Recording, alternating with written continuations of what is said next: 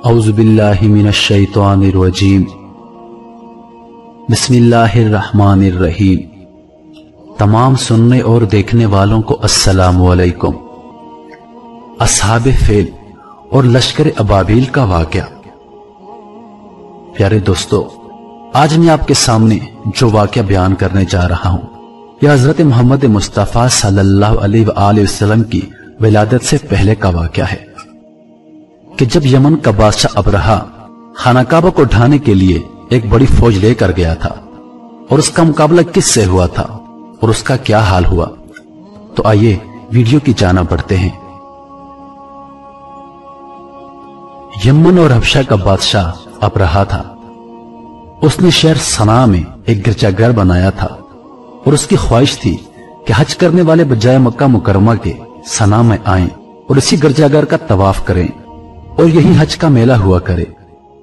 عرب خصوصاً قریشیوں کو یہ بات بہت ناگہاں گزری، چنانچہ قریش کے قبیلے بنو کنانہ کے ایک شخص نے آپے سے باہر ہو کر صنعاء کا سفر کیا اور ابرہہ گرجا گھر میں داخل ہو کر پیشاب پخانہ کر دیا اور اس کے در دیوار کو نجاست سے آلودہ کر ڈالا۔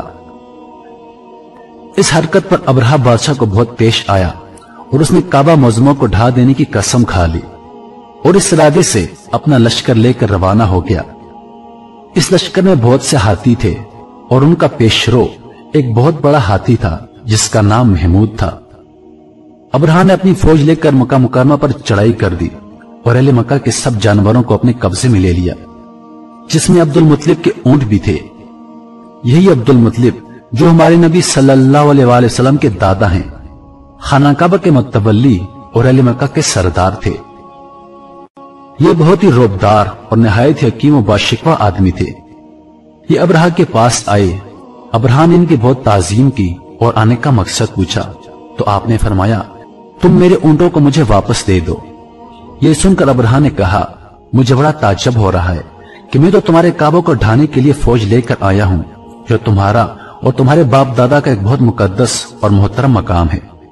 آپ نے اس بارے میں مجھ سے کچھ بھی نہیں کہا، صرف اپنے اونٹوں کا مطالبہ کر رہے ہیں۔ حضرت عبد المطلب نے فرمایا کہ میں اپنے ہی اونٹوں کا مالک ہوں، اس لیے اونٹوں کے لیے کہہ رہا ہوں، اور کعبے کا جو مالک ہے وہ خود اس کی حفاظت فرمائے گا، مجھے اس کی کوئی فکر نہیں۔ ابرہہ نے آپ کے اونٹوں کو واپس کر دیا۔ پھر آپ نے قریش سے فرمایا کہ تم لوگ پہاڑوں کی گھاٹیوں اور چوٹیوں پر پناہ گزیر ہو جاؤ۔ چنانچہ قریش نے آپ کے مشورے پہ عمل کیا۔ اس کے بعد حضرت عبد المطلب نے کعبے کا دروازہ پکڑ کر بارگاہ الہی میں کعبے کی حفاظت کے لیے خوب رو رو کر دعا مانگی، اور دعا سے فارغ ہو کر آپ بھی اپنی قوم کے ساتھ پہاڑی کی چوٹی پر چڑھ گئے۔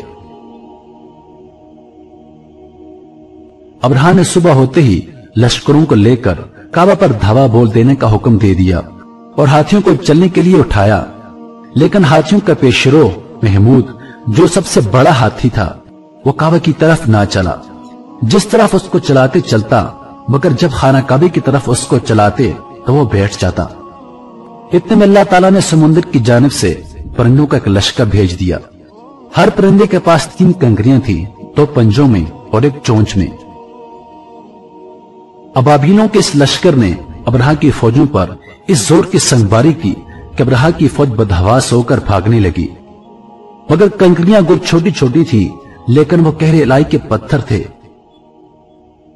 پرندے جب ان کنکریوں کو گراتے تو وہ سنگریز سے فیل سواروں کے خود کو توڑ کر سر سے نکل کر جسم کو چیر کر ہاتھی کے بدن کو چھیدتے ہوئے زمین پر گرتے تھے۔ ہر کنکری پر اس شخص کا نام لکھا تھا جو اس کنکری سے ہلاک کیا گیا۔ اس طرح ابرہہ کا پورا لشکر ہلاک و برباد ہو گیا اور کعبہ معظمہ محفوظ رہ گیا۔ یہ واقعہ جس سال وقوع پذیر ہوا اس سال کو اہل عرب عام الفیل یعنی ہاتھی والا سال کہنے لگے، اور اس واقعے کے 25 روز بعد حضور صلی اللہ علیہ وآلہ وسلم کی ولادت ہوئی۔